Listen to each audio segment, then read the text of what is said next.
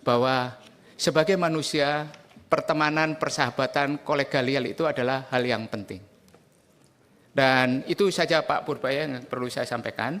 Tapi yang utama harapan saya ke depan yang hadir di depan Komisi 11 ini Pak, seorang Purbaya yang sebagai seorang Purbaya. Terima kasih, silakan dijawab Pak. Terima kasih Pak Ketua. Assalamualaikum warahmatullahi wabarakatuh. Jadi tadi saya nggak mau jadi koboi, sekarang saya dipakai jadi koboi lagi rupanya. Tapi nanti begini, kalau ada kesalahan saya mohon maaf sebelumnya. Nggak selip, tapi betul, tapi gini. Mungkin beberapa kalangan akan tersinggung dan saya minta maaf kalau ada yang tersinggung. Tapi ini untuk langkah untuk memperbaiki ekonomi kita seperti apa. Jadi saya juga tadi berpikir kok saya baca pidato aja ini, saya baca, dia baca, dia baca, dia baca. Ini perlombaan membaca kelihatannya. Mungkin salah saya di bawah rankingnya.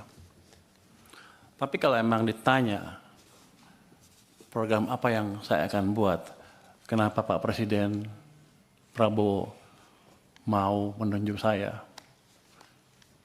Apa dia salah tunjuk? Mungkin enggak. Jadi begini, saya ekonom sudah cukup lama. Tahun 2000 jadi ekonom, pulang sekolah, langsung kerja di financial sector. Kemudian 2002 langsung membantu tim think tanknya Pak SBY di Brighton Institute. Sering memberi masukan. 2010 staf khususnya Pak Hatta Rajasa. 2015 masuk ke KSP, membantu Pak Lut. Dan memberi masukan ke Pak Jokowi juga ketika sedang susah. Jadi bagaimana manage ekonomi itu bukan barang baru untuk saya. Ini jangan bilang sombong ya. Tapi kan Anda mesti tahu, nanti saya harus meyakinkan bapak-bapak kan. Jadi saya berangkat belajar sebelum krisis 95. Tujuannya saya pikir oke, mungkin saya bisa membantu ekonomi. Tapi sebelum sekolah selesai 1998 krisis, pulang negara udah berantakan pada waktu itu ya.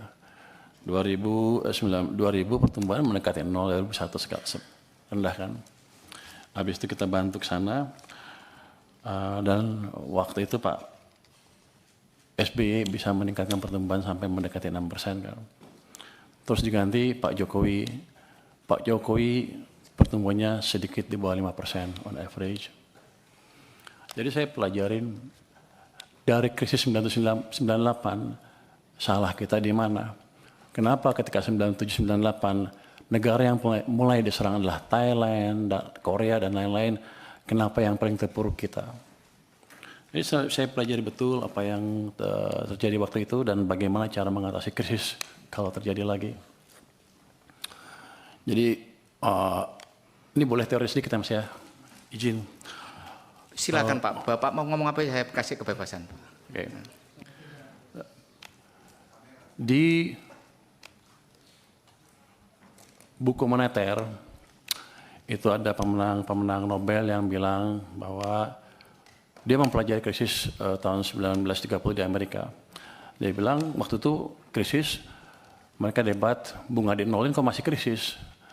Rupanya pada waktu itu walaupun suku bunga rendah, nol, tapi uang, vitamin yang di sistem perekonomian itu negatif. Jadi ekonominya dicekek. Itu sebetulnya yang melandasi teori utama kebijakan moneter.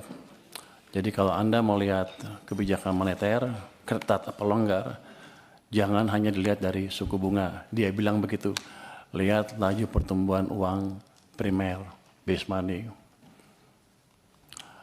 Jadi dampak kebijakan moneter amat signifikan di perekonomian. Tahun 1997, 97, kita melakukan kesalahan yang fatal. Pada waktu itu, BI menaikkan bunga sampai 60% lebih, karena untuk menjaga rupiah. Semua berpikir kita melakukan kebijakan uang ketat, ya kan? Wah, bunga tinggi perusahaan mana ada yang pinjam. Tapi kalau kita lihat di belakangnya, apa yang terjadi? Kita mencetak uang, base money itu tumbuhnya 100%. Jadi kebijakannya kacau balau. Mau apa? Mau ketat atau mau longgar? Kalau kita melakukan kebijakan kacau, yang keluar adalah setan-setannya dari kebijakan itu. Bunga yang tinggi menghancurkan real sektor, uang yang banyak dipakai untuk menyerang nilai tukar rupiah kita. Jadi kita membiayai kehancuran ekonomi kita pada waktu itu tanpa sadar. Ini bukan karena yang ekonom-ekonom yang dulu bodoh atau gimana, tapi memang kita belum pernah mengalami keadaan seperti itu. Jadi kita belum tahu nyata seperti apa. Dan saya simpulkan kesalahan kita di situ. Jadi pada waktu 2008 ada global financial meltdown, kebijakan kita ubah. Saya bisik-bisik sedikit lah ke think tanknya SBY. Waktu itu mau jatuh ekonominya, ekspansi fiskal di tahun 2009, dan suku bunga diturunkan di bulan Desember 2008 ketika rupiah sedang melemah. Jadi hitungan saya lagi nih, kalau kita menjaga nilai tukar dan lain-lain, ciptakan pertumbuhan ekonomi. Kalau mau ciptakan pertumbuhan ekonomi, jaga kondisi likuiditas di sistem perekonomian. Itu yang terjadi. Saya pikir dengan edukasi tahun 2008-2009 itu, semua orang sudah mengerti kan banyak ekonomi yang lihat. Rupanya lupa terus kita. Kita tuh cepat lupa, makanya ada siklus bisnis ekonomi naik, ekonomi naik, ekonomi turun. Sepertinya setiap 7 tahun kita lupa. Untung saya masih ingat sedikit-sedikit. 2015 ketika Pak Jokowi ngambil pemerintahan, kondisinya sama. Kebijakan sedang ketat. Saya pindah ke KSP untuk memberi masukan langsung pada waktu itu supaya kebijakannya dirubah. Dan itu kebijakannya dirubah dan kita selamat. Itu jadi pembalikan ekonomi Indonesia bukan terjadi otomatis. Semua karena intervensi kebijakan. Kebetulan Pak Jokowi cukup cepat mengambil langkah. 2020-2021 sama. Pada waktu COVID, semua nyalahin COVID akan menghancurkan ekonomi Indonesia katanya. Bank-bank mulai hampir berguguran. Saya waktu sedang di maritim, asik mancing lah. Saya pikir ngapain mikirin ekonomi lagi, udah pada jago di perekonomian kan. Tapi setelah kita lihat, base money pertumbuhannya berapa di situ? Di bulan Maret 2000, pertumbuhannya minus 15,3%. Minus, artinya ekonomi sedang dicekek padahal bunganya diturunkan. Ini salah kebijakan kita lagi. Jadi ekonominya turun, hampir hancur. Saya dipanggil ke istana, gimana? Ya udah Pak, dibalikin lagi aja. Gimana caranya? Ya udah, BI suruh kurangin penyerapannya ke sistem. Siapa lagi? Tambah uang ke sistem dari sisi fiskal juga Pak. Gimana caranya? Bapak punya uang kebanyakan di Bank Sentral. Waktu itu ada 500 triliun, 29 triliun. Balikin ke sistem. Di bulan Maret Mei 2021 dipindahkan uang sebesar 300 triliun dari BI ke sistem perbankan. Laju pertumbuhan uang naik lagi dari minus ke double digit 11, terus dijaga oleh Bank Sentral juga di atas 20%. Itu yang menyelamatkan ekonomi kita. Nah, saya pikir juga dengan pelajaran sepanjang itu kan, ya udah jago semua lah, ya udah kita santai aja. Gara-gara itu saya ngebantu sektor finansial pada waktu itu, saya dilempar ke LPS dengan tugas selainnya jaga stabilitas di sana. Saya hanya bisa jaga stabilitas. Kita selalu pro pertumbuhannya. Jadi ketika even Bank Sentral naikin bunga, LPS naiknya lambat sekali untuk menjaga supaya ekonominya nggak tumbuh terlalu lambat. Tapi kan instrumennya saya bilang tadi, bunga hanya salah satu. Uangnya seperti apa? Nah, rupanya sejak bulan 2023 bulan pertengahan itu, uang diserap secara bertahap terus ke bawah sampai pertumbuhannya 0 menjelang second half 2024. Jadi itu yang Anda rasakan di ekonomi, melambat dengan signifikan. Real sektor susah, semuanya susah. Makanya keluar tagline, Indonesia apa? Gelap, Indonesia apa? Kita semua menunjuk ke ini gara-gara global. Padahal ada kebijakan dalam negeri yang salah juga, yang utamanya mengganggu kita karena 90% perekonomian kita didrive oleh domestic demand. Masuki 2025, Januari, Februari, Maret, April, membaik semuanya tiba-tiba, saya pikir udah insaf nih. Pertumbuhan uang sempat mencapai 7% di bulan April. Makanya ketika saya rasakan di bulan April, saya bilang, kita sudah keluar dari krisis, Indonesia akan cerah. Yang saya nggak tahu, Mei jatuh lagi, Juni jatuh, Juli jatuh, Agustus jatuh ke 0%. Jadi periode perlambatan ekonomi yang 2024 gara-gara uang ketat tadi dipulihkan sedikit, belum pulih penuh, direm lagi ekonominya. Itu dari sisi fiskal dan moneter. BI kita, nggak tahu nih pada marah-marah, saya nggak habis ini. Nanti tetap traktir ya. Pemerintah karena terlambat membelanjakan anggaran, membelanjakan APBN ya, uangnya kan dari bank sentral. Beliau rajin narik pajak. Gak apa-apa, masuk ke bank sentral. Kalau dibelanjain lagi, nggak apa-apa. Tapi ini kan nggak. Ditaruh sana santai-santai. Kering sistemnya. Bank sentral kita juga sama, katanya saya nanti kan penguasa ya. Katanya punya apa di KSSK boleh menggait sedikit kan ya. Jadi saya berani ngomong sedikit sekarang. Dulu saya nggak berani karena saya di LPS, wewenang saya nggak sampai sana. Jadi dua sisi mengetatkan kebijakan kita. Bank naruh uangnya di bank, padahal uang kita banyak. BI menyerah sampai 800 triliun. Pemerintah pada satu titik sampai 500 triliun sampai lebih di bank sentral. Sistem kekeringan. Yang Bapak-Bapak rasakan adalah yang kemarin demo itu karena tekanan berkepanjangan di ekonomi karena kesalahan kebijakan fiskal dan moneter sendiri yang sebetulnya kita kuasain. Yang jadi pertanyaan saya kan, di sini Komisi 11 rapatnya dengan Menteri Keuangan berapa ratus hari dalam setahun. Kenapa tidak pernah mempertanyakan itu? Dan sekarang saya datang ke sini tiba-tiba, udah semuanya pertanyaan banyak sekali yang harusnya sudah putus pada waktu itu. Tapi nggak apa-apa. Jadi ke depan yang saya lakukan adalah memperbaiki itu sebelum merubah yang lain-lain.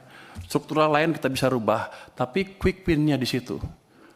Saya akan balik kondisi yang memburuk karena langkah kita sendiri. Oh gimana? Ya paling bagus kan percepat belanja anggaran. Oke, belanjanya cepat-cepat. Tapi yang kita tahu, itu nggak semudah membalik tangan. Saya pernah tanya Pak Jokowi dulu waktu saya di istana, Pak balikin uangnya ke sistem. Loh apa bedanya? Kan nggak bisa belanja juga. Pak, kalau uang Bapak ditaruh di BI, dosa Bapak dua. Satu, Bapak nggak bangun ekonominya. Yang kedua, sistem kering, nggak bisa bangun juga. Jadi kalau balikin ke sistem perekonomian, ke bank, himbara misalnya, dosa Bapak tinggal satu, yaitu satu yang nggak bangun aja, tapi ekonominya bisa jalan. Kalau itu yang dimanfaatkan adalah real sector. Saya ingin tunjukkan lagi ya, kenapa zaman tadi udah cerita belum ya, zaman Pak SBY tumbuh 6%, zaman Jokowi rata-rata 5% apa di bawah. Pak SBY yang Pak Jokowi ya. Kalau Anda lihat di pertumbuhan uang M0-nya, base money, teori dasar moneter itu, di zaman Pak SBY rata-rata tumbuh 17% lebih. Akibatnya uang di sistem cukup, kredit tumbuh berapa? 22%. Jadi pada waktu zaman Pak SBY, walaupun dia nggak bangun infrastruktur habis-habisan, private sector yang hidup, yang menjalankan ekonomi. Itu berhubungan juga dengan rasio tax. Ketika tax private sector yang jalan, dia akan lebih banyak bayar pajak dibanding pemerintah. tax ratio kita tumbuh 0,5% lebih tinggi dibanding ketika zaman Pak Jokowi. Pada zaman Pak Jokowi, uang tumbuh hanya sekitar 7% M0-nya. Bahkan di titik-titik itu sepanjang tahun, 2 tahun terakhir sebelum krisis, itu tumbuhnya 0%. Memang ekonomi sedang dicekek. Cuman saya nggak tahu waktu itu karena saya di maritim. Jadi begitu 2020 saya diminta bantu, saya kaget. Pak, kenapa begini Pak? Bapak bangun apa-apa mati-mati pun nggak bisa. Karena mesin ekonomi kita pincang. Hanya pemerintah yang jalan, sedangkan yang tadi 90% berhenti atau diperlambat.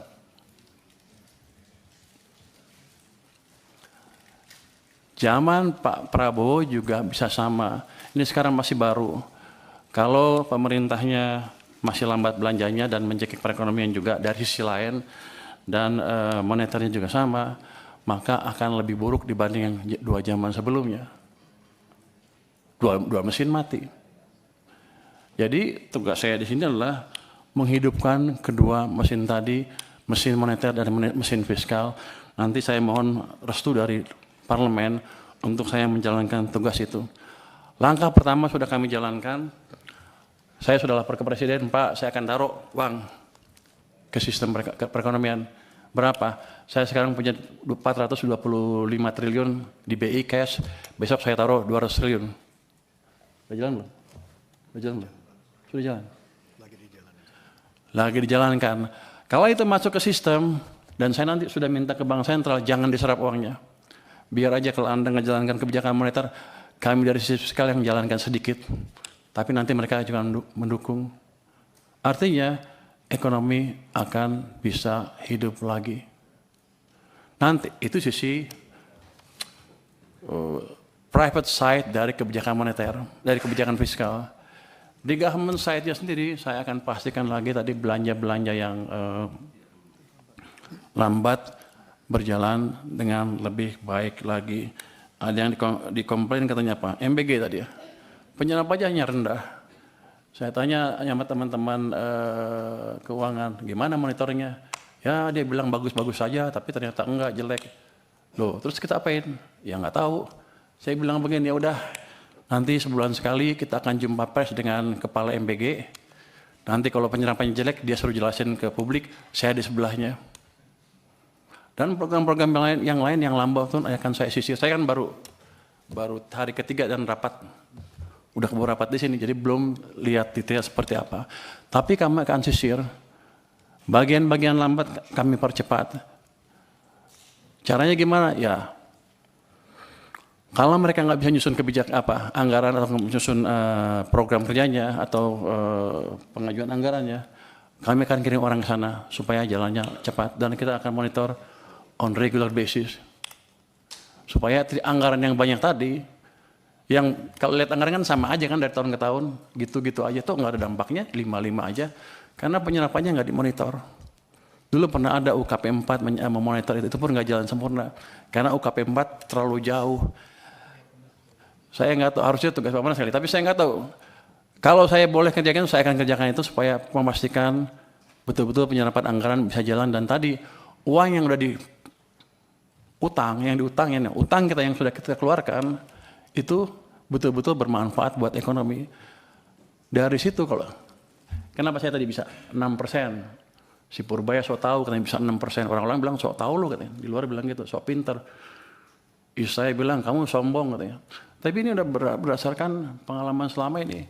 Kalau saya balikkan, saya lihat aja zamannya Pak SBY 6% private. Zaman Jokowi pemerintah 5%. Kalau kita gabungkan gimana? Pasti di atas itu. Itu adalah langkah simpel saja yang mungkin nggak terlalu panjang untuk bisa kita lihat dampaknya. Mungkin nggak secepat 6,5, 6,7 saya bilang. Tapi gerakan ke arah sana sudah terbuka lebar kalau kita biarkan private sector bekerja. Jadi gini, saya termasuk yang percaya bahwa agen-agen ekonomi itu mempunyai otak sendiri. Daripada pemerintah nggak mungkin mengontrol semua agen ekonomi untuk berjalan. Tapi saya ciptakan kondisi di mana mereka berpikir dan berjalan dan bisa tumbuh, bisa berbisnis dengan situasi yang ada. Itu yang ingin kita ciptakan. Nanti setelah itu ada Baru tadi program-program investasi. Ini kan nggak lama lah saya beresin. Nanti setelah itu tadi yang debottlenecking akan kita kerjakan Pak Hekal untuk investasi. Saya dulu pernah jadi, saya nggak tahu, boleh nggak gitu Kemenkuan. Nanti saya bentuk tim aja di Kemenku. Saya dulu pernah menjadi wakil ketua tim debottlenecking di zaman pemerintah sebelumnya. Ketuanya pada waktu itu Pak Yasona Lawli dengan beberapa Kemenko. Itu kita sidang setiap minggu, Senin 7 kasus kita putuskan. Saya mecahin 300 kasus dilaporkan ke kami, kita pecahkan 193 kasus investasi berhubungan dengan investasi sebesar 890 triliun. Jadi saya pikir, saya udah ngerti, bukan ngerti, kira-kira ngerti deh, kira-kira bisa memperkirakan deh, di mana bottlenecking, di mana hambatan yang kita hadapi dan gimana cara memecahkannya. Itu bukan tugas Kementerian Keuangan, tapi kalau boleh nanti saya bentuk tim aja di Kementerian Keuangan. Kalau yang lain tidak mau, tapi mungkin saya usulkan ke kementerian yang lain, Kemenko dan lain untuk membuat itu lagi. Jadi Pak Purbaya, kalau masih ada pertanyaan tadi, karena kita masih ada rapat lagi. Okay. Tadi itu sebenarnya kita rapat pengantar, Pak. Jadi itu pengantar. Jadi menurut saya yang lainnya nanti dijawab tertulis. Yeah. Kita akhiri rapat siang hari ini. Tertulis atau langsung oleh dirjen terkait. Ya, nanti dirjen terkait pada saat kita rapat di satker Bapak membahas anggaran. Dijawab oleh satker Bapak. Terus kemudian ada poin-poin penting tadi yang disampaikan oleh Pak Dolvi. Saya ingatkan kepada satker mengenai KPI. Pak Dolvi ini konsisten sejak awal Pak selalu membicarakan soal KPI. Tapi KPI itu memang sangat penting Pak. Disitulah kita mengukur kinerja kita. Itu. Jadi tipikal rapat kita itu memang begini Pak Purbaya. Jadi kalau tadi itu kita juga dikritik sama Pak Purbaya ini bahwa rapat kita yang lama selama ini banyak hal-hal yang fundamental, apakah pernah ditanyakan apa belum. Nanti mungkin akan terjadi repetisi Pak pertanyaannya. Tapi itu kan bagian dari sebuah the political question. Pertanyaan politik itu bisa dijawab, bisa menjadi policy, atau bisa menjadi yang lain, Pak. Tapi saya tidak ingin berpanjang lagi, tapi saya ingin menutup rapat kita hari ini. Kemudian kita rapat lagi besok, Pak, untuk penutup ini karena kita membahas RKL. Enggak usah, langsung ditutup. Kita tutup, nanti pertanyaan-pertanyaan yang lain itu dijawab oleh Satker di unit eselon 1. Ketua, siap. Izin 3 menit saja. Ya. Saya begini, karena Pak Purbaya tadi menyampaikan ini di depan publik. Sehingga saya sebagai wakil rakyat juga harus menjawab ini di depan publik. Kalau tidak kan DPR akan mendapatkan sorotan selama ini tidak mengingatkan pemerintah. Jadi terkait, saya Marwan C. Hasan Pak, fraksi Partai Demokrat A546 Dapil Lampung 2. Terkait persoalan banyak dana mengendap di BI, itu sudah seringkali kita sampaikan kepada pemerintah maupun Bank Indonesia. Terkait keterlambatan penyerapan anggaran, termasuk besarnya pinjaman yang sudah kita pinjam, yang akhirnya menjadi silva dan sal, itu juga sudah sering kita sampaikan. Ini pertanggungjawaban politik saya terhadap masyarakat. Dan rekaman-rekaman rapatnya saya rasa ada, Pak. Jadi saya pikir untuk Pak Purbaya, just do it. Siap. Itu saja. Terima kasih. Wassalamualaikum warahmatullahi wabarakatuh. Waalaikumsalam warahmatullahi wabarakatuh. Tapi Pak Marwan harus sangat senang hari ini Pak, berbahagia. Saya tadi itu nungguin Pak Murwayan teriak Pak, hidup Pak SBY gitu Pak. Karena beberapa kali Bapak itu mention pencapaian achievementnya Pak SBY ya. Tapi memang harus kita akui bahwa it is remarkable. Itu loh. Sesuai baju ketua hari ini biru warnanya. It is remarkable Pak. Itu saya yang ahli seperti itu Pak. Jadi Bapak tolong dukung saya untuk mencapai itu semua. Kita hadir di sini Pak, terutama kami Pak. Kalau saya dapat tugas utamanya memang harus bagaimana visi misinya Bapak Presiden itu berjalan dan terwujud. Itu. Yang hadir di sini kita ini kan dalam rangka mewujudkan itu Pak. Siap. Itu. Saya akhiri dengan mengucapkan alhamdulillahirrahmanirrahim. Assalamualaikum warahmatullahi wabarakatuh.